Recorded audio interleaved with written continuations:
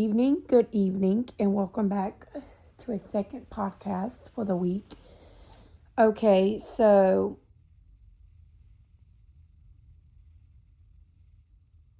the first question says, which school of thought, classical or positive, do you believe explains the causes of juvenile delinquency the best? Explain your answer in detail. My answer to that question is my school of thought would be positive. I think it stems from juveniles, depending on age, brain development, their brain development is not fully there yet, especially when it comes to their self control, considering long term consequences to their actions. When they are not fully developed, they act without thinking, they seek excitement or immediate rewards from the wrong crowd. Also, give into peer pressure. You also got to realize that most juveniles have experienced abuse or neglect. They have been exposed to domestic violence, not having a stable home life, which in return, trauma can lead to anger, lashing out,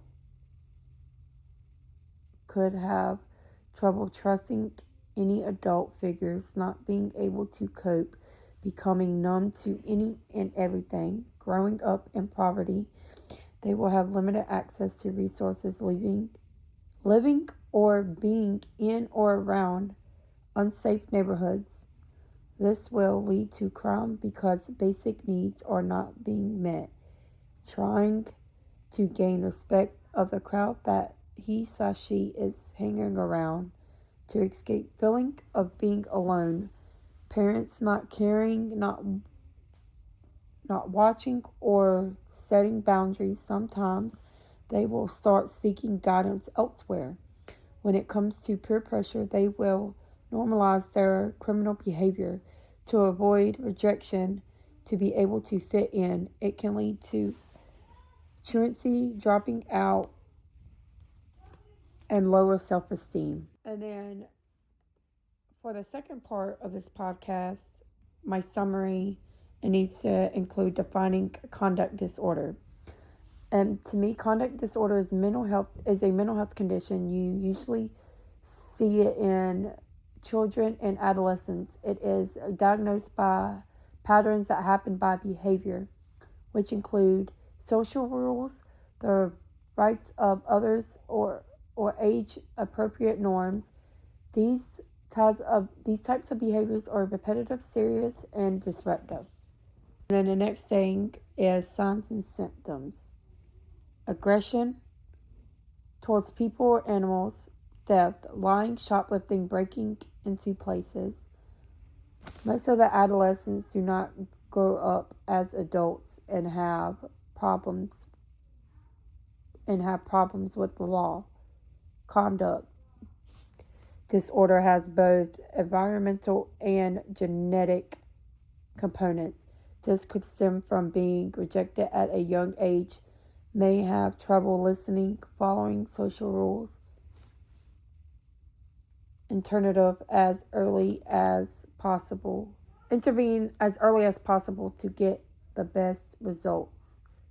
That was research. That part was research.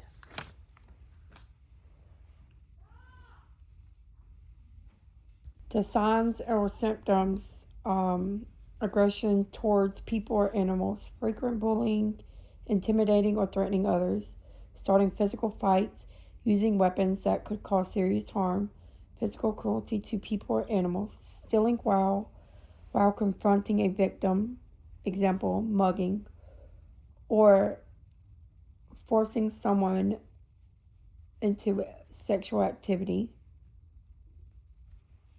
My next thing says treatment options, and based on the information within this site, could a youth with conduct disorder develop another mental health condition, such as bipolar disorder, anxiety, or depression? Hint, look up youth mental health on this site to aid you in your answer. Okay, so treatment options that I got were: should be done by a mental health professional, one who is trained with children, observe the child, talk with family, consider the child's social and economic background. And for the last part of this question, I think all of that really intertwines with conduct disorder. I say that because you have bipolar, that really intertwines anxiety. That intertwines because, I mean, you get anxiety, you have parents, say you don't have a good stable home life, you have parents who say, like, they're not there, they are not putting their foot down, they're not being the parent, they're more so rather being the best friend, and not giving a flip what their child does, who their child hangs around, what their child gets into how their child is doing in school. They're not setting healthy boundaries, they're setting very unhealthy boundaries. And depression, I would say depression will play a big part into it, because I bet 9 times out of 10, the juvenile delinquencies that we have in this world today, if we had parents that actually showed up, that actually put in an effort, that actually cared, that actually set healthy boundaries, that actually did not try to be the best friend, and actually tried to be, and not actually tried, but was a parent, set rules, did not care. I wouldn't say did not care, but, I understand being lenient with your child, but there also comes a time and a place when you see these different patterns happening within your child's life. You should make that change so you can be better, so your child could do better. And then on the last part, we are talking about fetal alcohol syndrome and what that is. Okay, fetal alcohol syndrome is alcohol that is consumed by a pregnant female, which can cause severe deformity in the baby.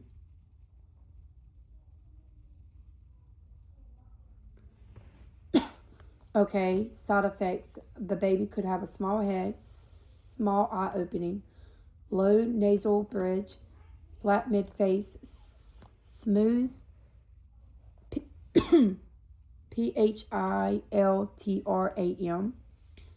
cap lids, bow, thin upper lip. It cannot be cured, can have severe delays developmentally, face defects, can kill cells in the unborn baby, use medication for some side effects, going to different types of therapy like OT, physical, and even speech.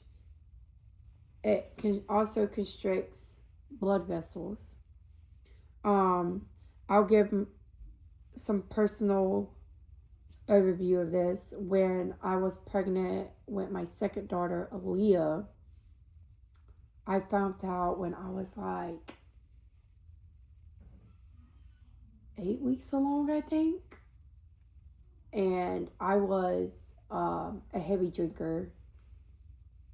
I was going through postpartum with my first child, and I kind of turned to alcohol. But as soon as I found out, I stopped drinking, and praise God that, my daughter came out perfectly healthy. To this day, besides her ear issue, she's my healthy baby. I feel like if parents did not know, but as soon as they found out when they were pregnant and they stopped, I don't think nothing should happen to them, because sometimes you don't know until you take that test. Like, you don't have this gut feeling or whatever you call it. But now for the parents that do know and they continue to drink and their baby comes out with a lot of deformities or a lot of issues, I feel like they should be thrown under the jail, 6 feet under, buried, no air. Because that child will have struggles for the rest of their life. They will encounter bullying. They will encounter being outcasted. They could encounter all of that. And they could encounter, having IEPs, which is nothing wrong with. But the fact still remains for the parents that knowingly know they're pregnant and they still drink. I feel like that is child abuse, child neglect, child endangerment, because they are the ones that are carrying that baby. They are that baby's safekeeper until that baby is born. So I believe that they should be thrown under the jail. Not in the jail, but under 6 feet under. Maybe even further if we could dig a hole that deep.